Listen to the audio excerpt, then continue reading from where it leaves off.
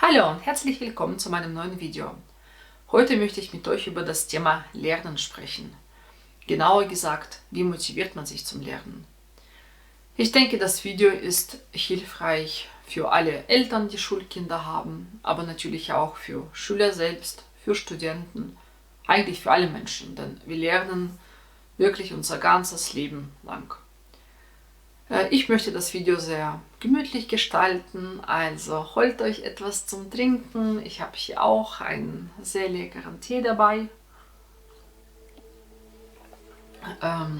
Holt euch Tee, Kaffee, Wasser, was ihr mögt, und wir starten gleich.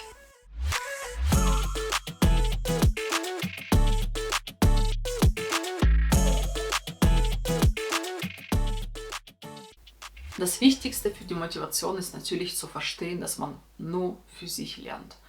Man lernt nicht für die Lehrer, man lernt nicht für die Eltern, für gute Noten, man lernt auch nicht für einen Arbeitgeber.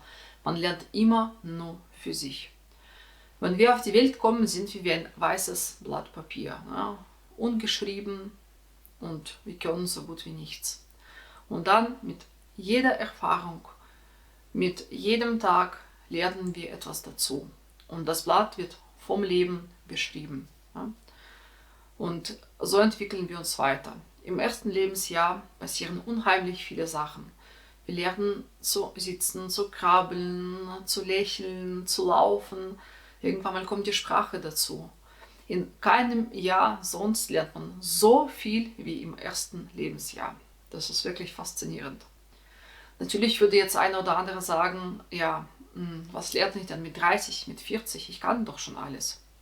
Klar, man kann sehr viel, wenn man erwachsen ist, aber man kann nicht alles. Auch wenn wir 80 sind, egal wie alt, man lernt immer was dazu. Mit jeder Erfahrung lernt man dazu, mit jedem neuen Arbeitstag, mit jeder neuen Bekanntschaft. Man lernt durchs Reisen viel. Wir entwickeln uns immer weiter. Und nur durchs Lernen werden wir zu einem denkenden, selbstbestimmten Menschen. Und das ist ganz, ganz wichtig zu verstehen, denn so entwickeln wir uns weiter, also wir wachsen in unserer Persönlichkeit, wir entfalten unsere Kompetenzen, und durchs Lernen können wir dann auch im Leben weiterkommen. Wir können bessere Entscheidungen treffen, wir können bestimmte Situationen besser verstehen, besser handeln in bestimmten Situationen, was uns natürlich im Leben dann weiterbringt. Natürlich würden jetzt viele Eltern sagen, ja, wie soll ich denn mein 12-jähriges Kind motivieren zum Lernen? Wie soll ich ihm erklären, dass es nur für sich lernt? Das Kind wird mich ja auslachen. Ich verstehe das. Ich habe selber 2 Schulkinder und es ist nicht immer einfach. Natürlich muss man einem Kind die Tatsache, dass man nur für sich lernt, ein wenig anders präsentieren und erklären. Ich würde das so versuchen, ich würde dem Kind sagen, stell mir vor, du hast eine große Kiste mit Legosteinen und die Aufgabe ist am Ende, eine Burg zu bauen. Du hast nie zuvor was mit Legosteinen gemacht, du weißt überhaupt nicht, wie es funktioniert, wie man damit baut, aber du musst am Ende eine Burg bauen. Was wäre an der Stelle die Aufgabe von einem Lehrer? Ein Lehrer würde kommen und würde dir die Methode, also die Technik zeigen, wie man mit Lego-Bausteinen baut, ne? Wie man sie zusammenkriegt und wie man da vielleicht kleine Figürchen macht. Aber am Ende ist es deine Aufgabe, eine große Burg zu bauen. Das heißt, der Lehrer gibt wirklich nur das Wissen weiter, ne? Wie das Bauen mit Legosteinen funktioniert. Er gibt nur die Methode und die Technik weiter. Aber am Ende ist es deine Aufgabe, das ist deine Verantwortung, was du damit machst. Und du baust deine Burg. Und wenn das Kind versteht, dass es wirklich in seiner Verantwortung liegt, was er mit seinem erworbenen Wissen macht, sind die meisten Kinder schon viel motivierter. Denn kann man genauso auf das Leben übertragen. Das Kind bekommt in der Schule bestimmte Fertigkeiten, bestimmtes Wissen mitgegeben, und was er daraus macht, ne, das bleibt immer überlassen, das ist seine Entscheidung. Und diese Entscheidung, das, was er daraus gewinnt, kann er auf sein Leben übertragen. Das Kind kann erfolgreich im Leben sein, der das Kind bekommt dann später einen besseren Job vielleicht. Also wenn das Kind versteht, dass es durchs Lernen Wissen bekommt, aber dass es immer noch in seiner Verantwortung ist, was es mit dem Wissen macht und wie es dieses Wissen und die erworbenen Fähigkeiten und Kompetenzen in seinem Leben anwendet. Wenn das Kind das versteht, dass es in seiner Verantwortung liegt, sind schon die meisten Kinder wirklich viel, viel, viel motivierter, weil die fühlen sich dadurch so ein bisschen, ja, ich kann entscheiden, was ich mit diesem Wissen mache und wie ich das in meinem Leben anwende. Das ist ein wirklich ganz wichtiger Gedankengang beim Kind. Also wir halten fest, wir lernen nur für uns selbst. Natürlich sind gute Noten dann ein schöner Nebeneffekt, aber in erster Linie lernen wir nur für uns. Was ist noch wichtig für die Motivation beim Lernen? Natürlich Ziele. Man sollte sich immer Ziele setzen. Und keine großen Ziele, sondern immer kleine Ziele. Bevor man mit dem Lernen anfängt, ist es hilfreich, sich wirklich bewusst zu machen, was habe ich heute vor, was möchte ich erreichen. Und das heißt nicht, dass man sagt, ja, heute lerne ich Mathe, Chemie und Englisch. Das ist zu abstrakt, das sind viel zu grobe, sag ich jetzt mal, schwammige Ziele. Man soll die Ziele immer genauer beschreiben. Man sollte sagen, okay, heute mache ich in Englisch die Seite 80 und 81. In Mathe erledige ich die Aufgabe 2 und 3 im Buch. In Chemie lerne ich Kapitel Nummer 2 und wie auch immer. Also man sollte wirklich genauer das Ziel beschreiben. Außerdem ist es sehr wichtig, dass man seine Ziele visualisiert, also aufschreibt. Warum ist es wichtig? Denn nur wenn man die Ziele aufschreibt, natürlich hat man die dann vor Augen, das ist schon ein bisschen motivierend, aber der wichtigere Grund ist, wenn die Ziele auf einem Blatt stehen, kann man danach einen Stift nehmen und das Ziel abhaken, wenn man es erledigt hat. Und das ist enorm wichtig, denn durch dieses kurzes Abhaken, so ein kleines Häkchen, kriegt man einen enormen Motivationsschub. Man weiß, wow, das war jetzt mein Ziel und ich kann es abhaken. Ich habe mein Ziel erreicht. Deswegen ist es wirklich sehr, sehr, sehr wichtig, dass man einfach ein Blatt nimmt und ganz genau seine Ziele aufschreibt. Was ist noch wichtig fürs Lernen? Man sollte nicht mit leerem Magen lernen. Man sollte kein Hungergefühl haben. Warum ist das wichtig? Unser Gehirn verbraucht sehr viel Energie. Das ist wirklich erstaunlich, denn die Gehirnmasse liegt ungefähr bei 2% im Vergleich zum Körpergewicht. Also 2% von unserem Körpergewicht, das ist unser Gehirn. Aber die Energie, die unser Gehirn verbraucht, liegt bei 20%. Also das Verhältnis ist da wirklich erstaunlich. 2% des Körpergewichts verbrauchen 20% Energie. 2 zu 20. Wirklich faszinierend, finde ich das. An einem normalen Tag verbraucht unser Gehirn etwa 200 bis 400 Kalorien. Und beim Lernen verbraucht es ca. 10 bis 15% mehr. Das heißt, wenn wir wirklich da sitzen und intensiv lernen, verbrauchen wir mehr Kalorien als im Vergleich jetzt, wenn wir einfach liegen und Fernseher schauen. Deshalb ist es wichtig, dass man wirklich Energie hat im Körper, dass man etwas gegessen hat. Natürlich ist es schon störend, wenn wir da sitzen und der Magen knurrt, dann wird man komplett abgelenkt vom Lernen.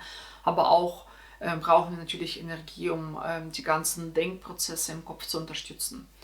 Was aber wichtig ist, dass man nicht so deftig ist. Also wenn man etwas Schweres isst, eine deftige Speise, Fleisch zum Beispiel, dann braucht unser Körper sehr viel Energie, um die ganze Mahlzeit dann zu verdauen. Und was passiert? Ja? Wir werden schläfrig, wir werden müde und dann haben wir eigentlich nur das Bett vor Augen. Das kennen ja viele in diesem Mittagsloch, wenn man dann mittags etwas gegessen hat, dann wollen alle gleich sich auf die Seite legen und ein Nickerchen machen. Deswegen, also wirklich etwas Leichtes essen, zum Beispiel einen Salat oder vielleicht Obstteller. Was auch sehr gut für unser Gehirn ist Vitamin E. Vitamin E gibt es in großer Menge in Nüssen. Natürlich Achtung bei Nussallergie, da muss man aufpassen, darf man keine Nüsse essen. Also Nüsse sind eine gute Kraftquelle und Energiequelle für unser Gehirn, aber auch Fisch. Ne? Zum Beispiel, wenn man einfach ein Apfel und ein Fischbrötchen isst, dann ist man gut vorbereitet fürs Lernen. Was ist noch wichtig beim Lernen? Wir leben in einer wirklich dynamischen, sehr schnellen Zeit und wir haben gefühlt von allen Seiten Reize. Und was machen diese Reize mit uns? Wir werden überreizt und wir werden sehr schnell abgelenkt. Und wenn man abgelenkt ist, kann man wirklich nicht effizient lernen. Man sitzt zwar vielleicht da und versucht zu lernen, aber das kommt hier überhaupt nicht an. Ne? Wir sind dann mit unseren Gedanken irgendwo anders.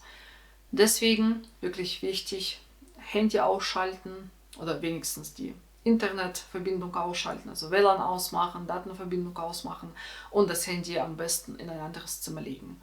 Dann kann man sich viel besser aufs Lernen konzentrieren. Außerdem ist es sehr wichtig, dass der Arbeitsplatz aufgeräumt ist. Wenn wir schon, bevor wir überhaupt anfangen zum Lernen, erstmal eine halbe Stunde aufräumen müssen, dann vergeht schon die ganze Motivation. Also schau, dass ihr wirklich einen aufgeräumten Schreibtisch habt, vor allem auch, dass alle benötigten Utensilien immer da liegen, also Stifte, Lineal, Schere, ein Block, vielleicht ein Heft, wie auch immer. Alles, was ihr zum Lernen braucht, sollte auch griffbereit sein und das sollte alles ordentlich sein.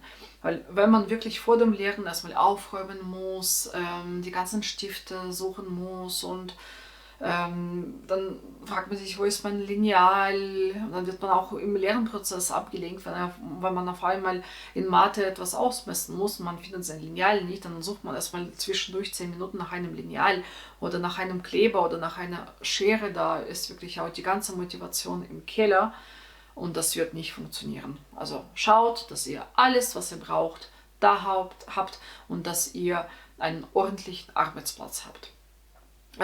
Natürlich ist es auch hilfreich, wenn man vielleicht sich den Arbeitstisch oder seine Arbeitsecke gemütlich gestaltet. Das heißt zum Beispiel, wenn man Kerzen macht, dass man Kerzen anmacht. Es ist wichtig, dass man sich an seinem Arbeitsplatz, in seinem Lernort wohlfühlt. Was auch wichtig ist, ist, dass man nicht auf seinem Bett lernt. Denn unser Gehirn funktioniert so, dass wir mit bestimmten Orten oder mit bestimmten Situationen oder Gegenständen etwas verbinden. Und was verbinden wir mit dem Bett? Natürlich das Schlafen. Ne? Dieses Gefühl der Gemütlichkeit, es ist warm und weich alles und am besten schläft man gleich ein. Deswegen nicht auf dem Bett lernen.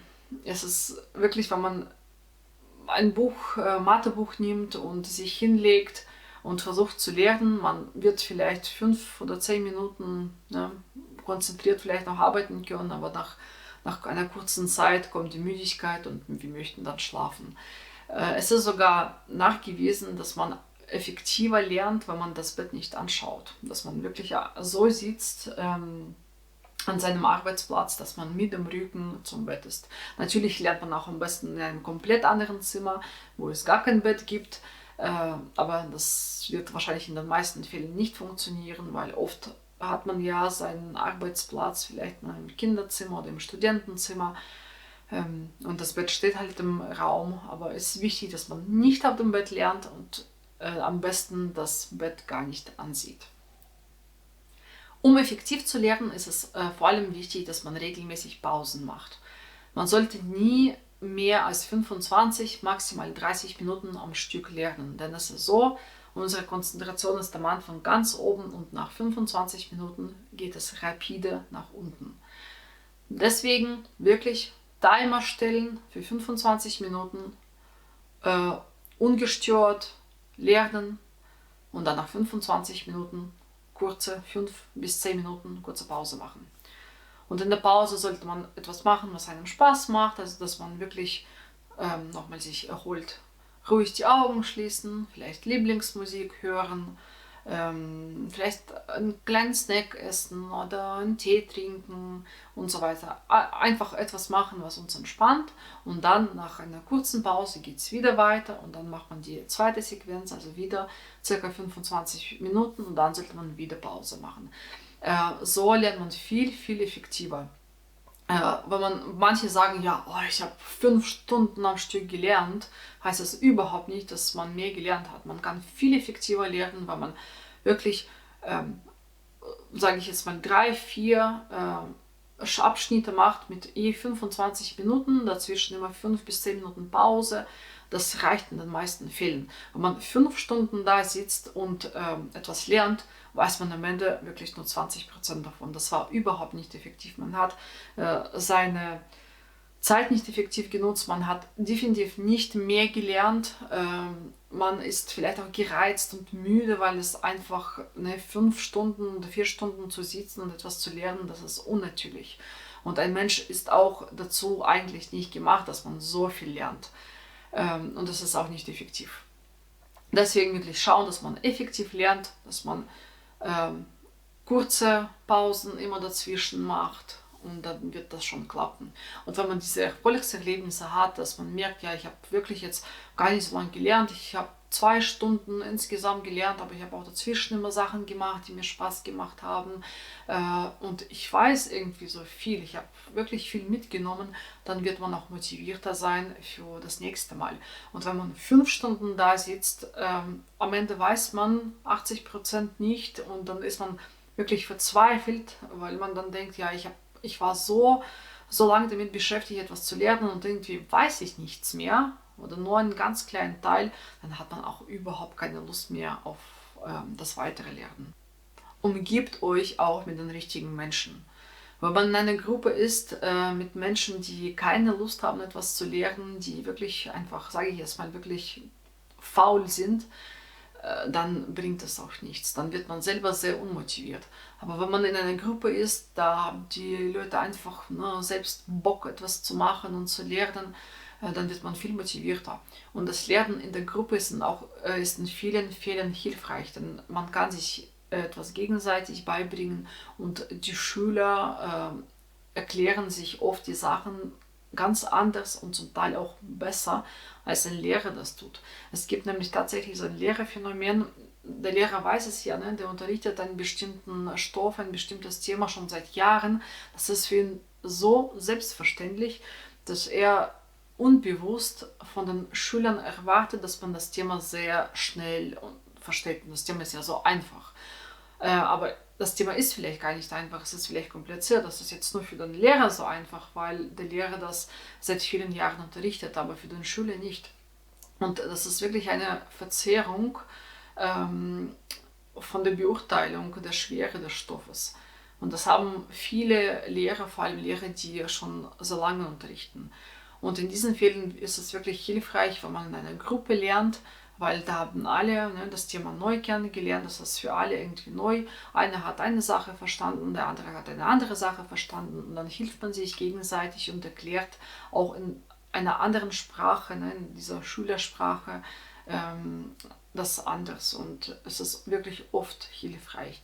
Also umgebt euch mit richtigen Menschen, die auch motiviert sind, die Lust haben zu lernen, die Lust haben für sich zu lernen und sich weiterzuentwickeln. Es ist auch wichtig, sich zu belohnen. Man hat ja seine Ziele aufgeschrieben, dann hat man seine Ziele erreicht, man hat überall ein Häkchen gemacht und man sagt, ja, jetzt war ich ganz fleißig, ich habe meine Ziele erreicht, ich bin stolz auf mich und ich mache mir heute einen schönen Abend, ich lerne nichts mehr, ich schaue mir einen Film an oder ich verbringe den Abend mit meiner Freundin, mit meinem Freund oder ich gehe in die Stadt oder wie auch immer. Man sollte sich bewusst machen, dass man gut ist. Und man sollte stolz auf sich sein, dass man etwas geschafft hat und dass man es wirklich verdient hat, etwas zu machen, was einem Spaß macht. Unser mentaler Zustand gewöhnt sich daran, dass man einfach dann weiß, ja, wenn ich jetzt effizient lerne, 2 Stunden, dann kann ich etwas und ich habe meine Ziele dann erreicht und ich erlebe danach etwas Schönes. Ne? Ich belohne mich und dann macht man das immer wieder. Man lernt etwas, man belohnt sich. Und irgendwann wird man sich aufs Lernen so freuen, weil man weiß, wenn ich jetzt mich 2 Stunden anstrenge, kann ich mich belohnen. Ja? Ich erlebe etwas Schönes danach. Ich habe ein positives Gefühl, ich empfinde Glück. Und diese ganzen Kleinigkeiten sind enorm wichtig für die Motivation. Man ist dann viel, viel motivierter und hat wirklich Lust zum Lernen, wenn man weiß, man hat einen schönen, ordentlichen, gemütlichen Arbeitsplatz, man hat etwas Schönes gegessen danach, was nicht so schwer ist, man hat alle Stifte, Hefte, Lineal, Kleber, also alle Utensilien da, man muss nicht noch 10 Minuten dazwischen nach etwas suchen, man hat alles da. Man trifft sich vielleicht später in einer Gruppe und lernt etwas und so weiter. Man wird nicht abgelenkt durch tausende Nachrichten im Handy. Diese ganzen Kleinigkeiten sind wirklich wichtig. Und wenn man das beachtet, wird man viel motivierter sein, etwas zu lernen. Und vergesst nicht, wir lernen immer nur für uns. Das Leben gibt uns das Wissen mit, die Erfahrung, die wir machen. Wir lernen durchs Leben. Und was wir mit diesem erworbenen Wissen machen, liegt nur in unserer Hand. Wir entwickeln uns weiter, wir werden dadurch zu einem denkenden, selbstbestimmten Menschen. Es ist aber auch wichtig zu verstehen, dass man nicht immer motiviert sein kann. Es ist auch nicht schlimm, wenn man einen ganz schlechten Tag hatte und einfach keine Lust wirklich auf nichts hat. Wir sind alle Menschen, jeder hat mal so einen Tag. Es ist nicht schlimm. Man sollte das akzeptieren und sagen, okay, heute kann ich wirklich nicht lernen, heute habe ich keine Motivation, ich kann mich nicht fürs Lernen motivieren, heute geht es mir mental nicht so gut. Dann sollte man das wirklich auch lassen bei Möglichkeit und etwas Schönes machen, damit man sich mental aufbaut und am nächsten Tag geht es dann weiter. Ich freue mich auf eure Kommentare. Seid motiviert, lernt für euch, lernt für euer Leben, lernt zusammen mit euren Mitmenschen, motiviert auch andere zum Lernen. Ich wünsche euch alles Gute und wir sehen uns beim nächsten Mal. Tschüss!